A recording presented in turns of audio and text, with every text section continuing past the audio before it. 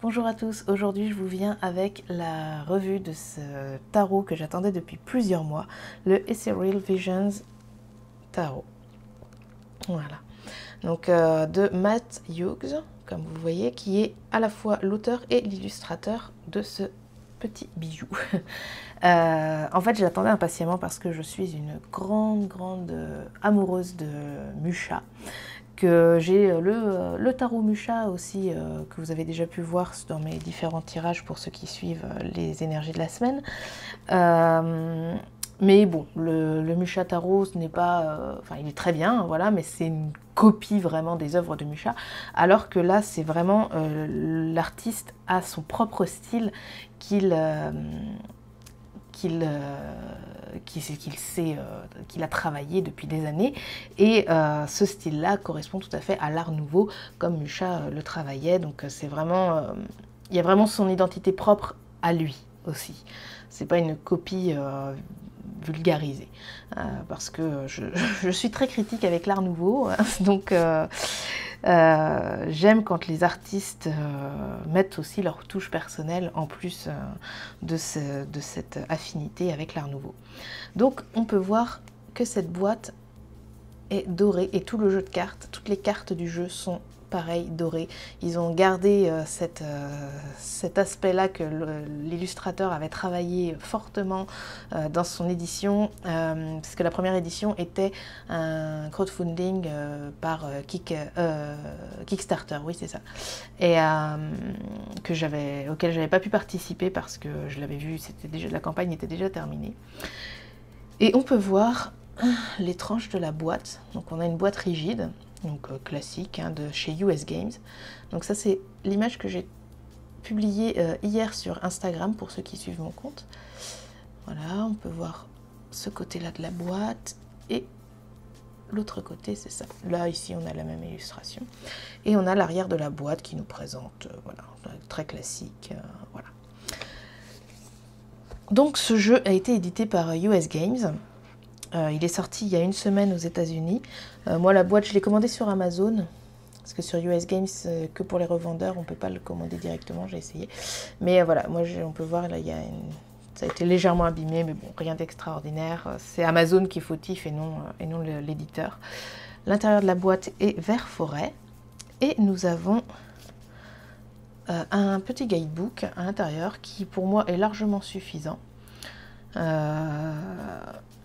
On y retrouve dedans un petit remerciement pour sa femme, puis pour des connaissances, des amis, une introduction sur le tarot, voilà, c'est très léger, puis lui, sa vision de son tarot personnel.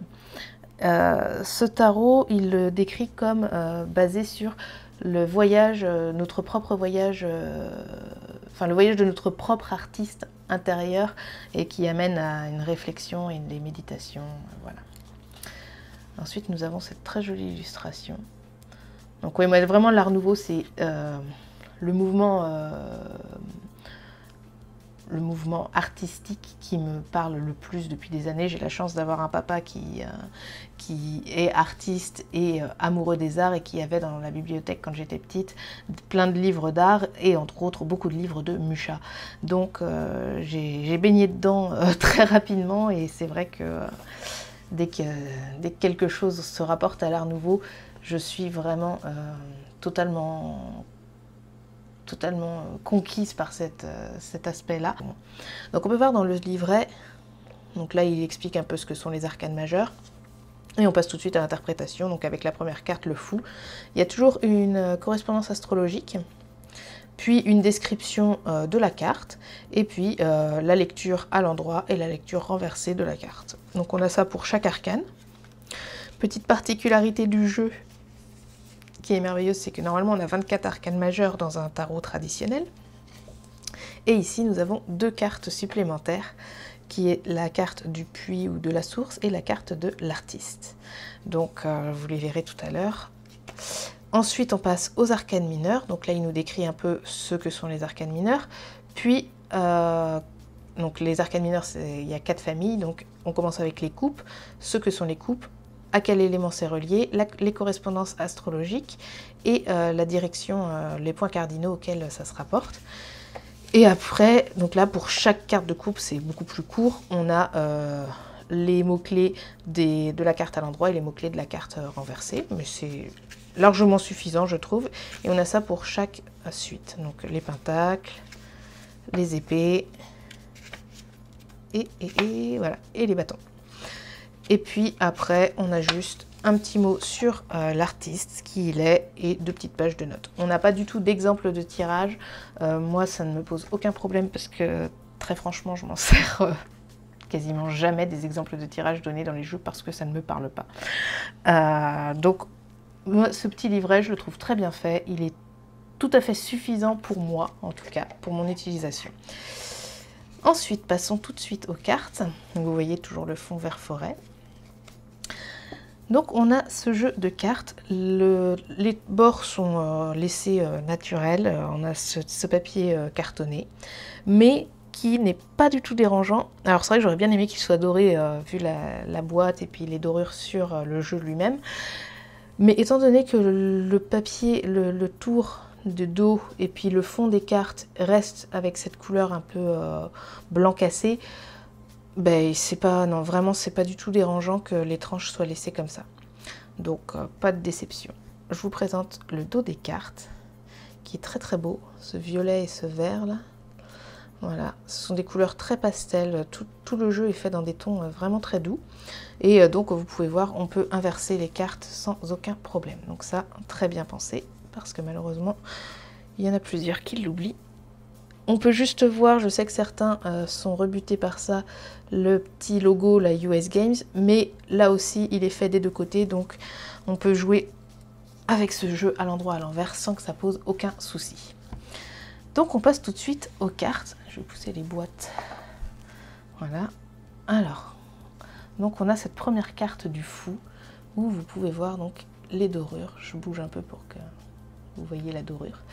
Donc on a cette carte du fou, qui est relativement traditionnel. Voilà. Nous avons, alors je vais essayer de zoomer un peu. Voilà. Nous avons la carte du magicien, qui est très très belle aussi. La grande prêtresse, donc c'est la carte qui illustre le boîtier du jeu. Voilà. Donc tout avec cette espèce de sépia, enfin c'est même pas un vrai sépia, c'est un entre-deux. Ce brun là utilisé pour les contours. Donc l'impératrice, l'empereur, l'hiérophante. Je le trouve magnifique ce personnage. Les amoureux.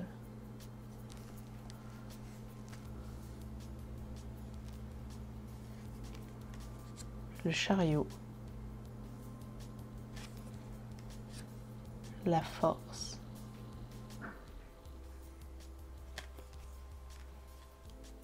l'ermite, la roue de fortune, j'aime beaucoup cette carte, la justice, ah celle-ci, alors le pendu c'est une de mes cartes favorites dans le tarot en général. J'en ai quelques-unes comme ça, c'est des repères. Je pense qu'on est un peu tous pareils. Et j'aime toujours cette idée du pendu où c'est le personnage principal qui tient les cordes ou qui n'est pas attaché même des fois, enfin les mains, parce qu'il a souvent les mains dans le dos et on ne voit pas si elles sont attachées ou non. Donc moi j'imagine toujours que non, ses mains sont libres et que c'est lui du coup qui décide de rester attaché. Voilà. Et donc là on le voit très clairement, c'est lui qui tient sa propre corde. Donc j'aime énormément cette vision du pendu. La mort pareil qui est vraiment magnifique je trouve. Je trouve cette carte vraiment puissante. C'est vraiment très très belle. La tempérance. Le diable aussi qui est très très jolie carte. La tour. l'étoile, la lune. Alors la lune, c'est drôle parce que il y a un tableau de Mucha justement qui s'appelle la lune. Et j'avais espéré un petit peu, j'avoue, qu'il se serait inspiré de ça, et absolument pas. Il a vraiment suivi son propre style, et voilà, en dehors de l'art nouveau, des codes de ce style artistique, non, il a vraiment utilisé son propre univers. Le soleil. Donc cette carte-ci, c'était une des cartes qui me déplaisait un peu au départ. Et finalement, en la recevant, en ouvrant le jeu hier, je l'ai trouvée vraiment sublime. En vrai, elle m'a conquise. Le jugement. Et le monde. Donc ça, c'est la fin des arcanes majeures dans le tarot traditionnel.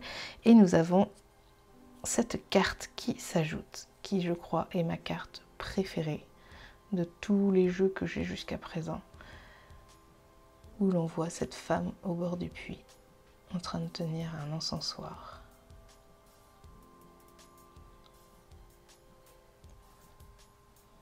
Une magnifique carte. Et on a cette deuxième carte qui s'ajoute. Donc on a un jeu de 80 cartes et non de 78 cartes. Donc la carte de l'artiste. Avec ce personnage aux chevilles ailées, donc ça pourrait être Hermès.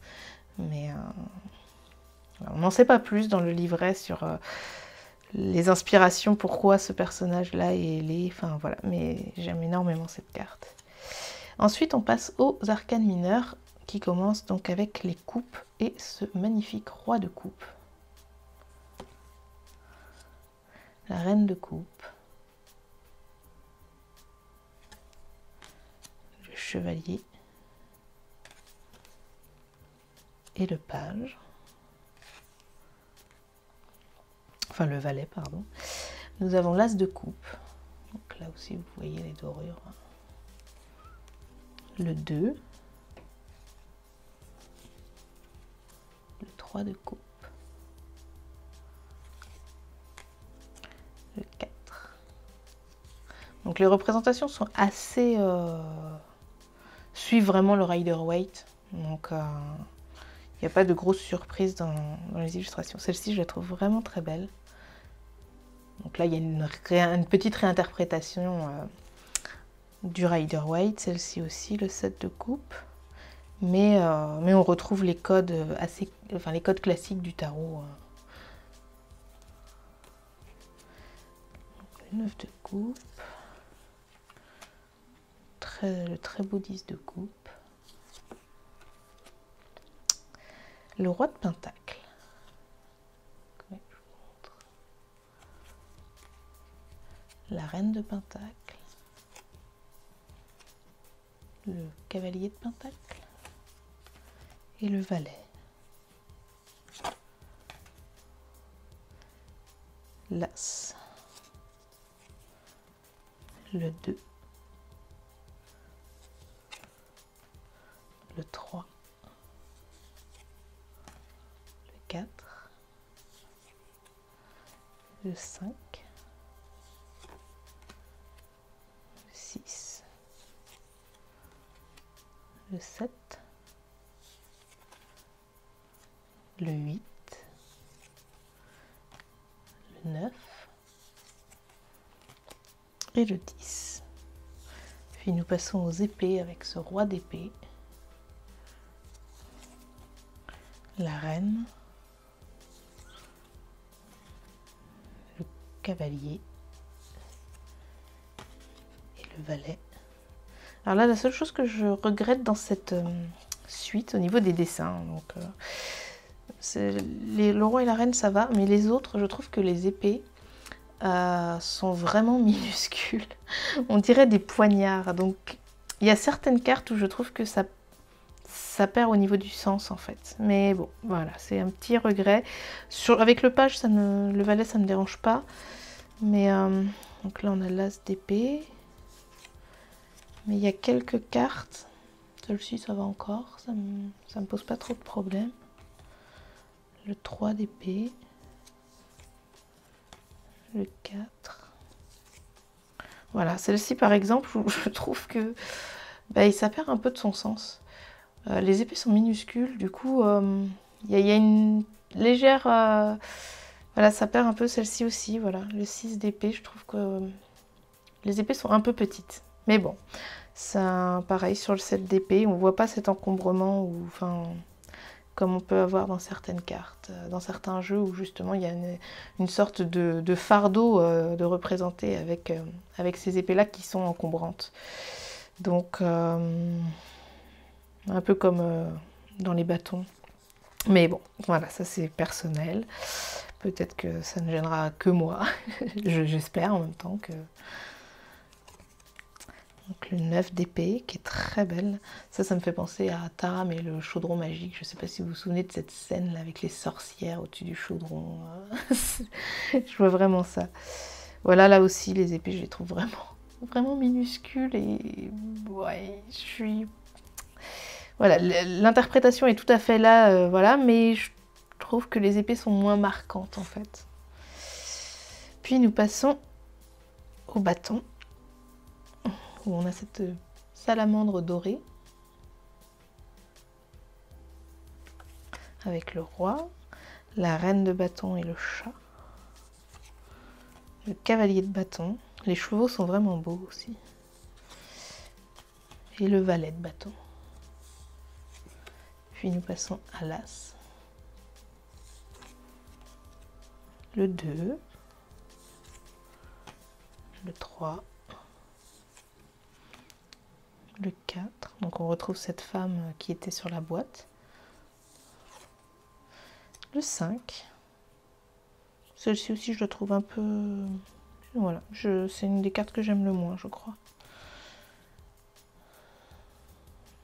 Le 6. La suite de bâtons, c'est celle qui me plaît le moins, je crois. Le 7. Le 8. Le 9. Le 10. Et le 10, c'est la dernière carte. Voilà, donc vraiment, ce jeu... Alors, au niveau de la qualité des cartes, j'en ai pas parlé. C'est pas extraordinaire au niveau du carton. C'est suffisant, ça va. Mais oui, il y a mieux. US Games, j'étais habituée à un peu mieux en fait au niveau de la qualité du carton. Mais bon, c'est des cartes, enfin moi je sais que je suis très soigneuse avec mes cartes, je fais vraiment très attention, enfin c'est... voilà, donc j'ai très peu de jeux abîmés. Ou alors c'est que je les ai achetés déjà comme ça. Donc ça va pas me poser de soucis, je pense, personnellement. Mais c'est pas une grosse qualité de carton quand même. C'est pas très épais. Elles sont souples et j'ai peur qu'elles... Ouais, vous voyez, elles peuvent garder la forme. Si j'enlève ça, ça sera mieux. Ouais, là je l'ai tordu et elle reste en place un peu... Voilà. Et puis cette espèce là de... Le doré en fait est fait un peu en creux. Donc on le sent très légèrement sur l'envers en fait le doré. Mais c'est vraiment... Enfin voilà, là je deviens vraiment extrêmement pointilleuse pour ça. Moi voilà, la qualité ne me dérange absolument pas. Mais peut-être que je suis pas très exigeante là, à ce niveau-là, étant donné que je sais que je prends soin de mes jeux, donc je suis un peu moins regardante là-dessus. Donc voilà, je vous laisse avec ça. J'espère que ça vous aura plu, inspiré. Vraiment, c'est un jeu que je trouve sublime. J'ai aucun regret de l'avoir commandé, bien au contraire. Et je suis vraiment tout à fait... sous le charme de ce jeu que je trouve vraiment magnifique, très inspirant. Les couleurs pastel comme ça sont vraiment sublimes. Il est très poétique. Et j'aime aussi cette idée que, comme dans le Rider White, il y a autant d'hommes que de femmes, de représenter vraiment... il n'y a pas de genre à ce jeu. Comme beaucoup de jeux sont féminins, bien souvent, celui-ci, je trouve, reste très ouvert. Voilà, donc j'espère qu'il vous aura parlé et puis peut-être que vous vous le procurerez. Il peut vraiment être adapté aussi à des débutants, même si, voilà, effectivement, il n'y a pas d'exemple de tirage dans le livret, donc pour des débutants, des fois, ça peut être un peu bloquant. Mais c'est un jeu que je trouve assez abordable pour commencer. Les illustrations sont parlantes. Voilà, et puis les mots-clés sont vraiment suffisants, ils sont très bien faits. Voilà, donc à bientôt tout le monde, et puis on se retrouvera au moins pour les énergies de la semaine, et peut-être pour d'autres vidéos, parce que j'ai énormément de jeux que je n'ai jamais filmés pour vous les présenter. Voilà, bye bye!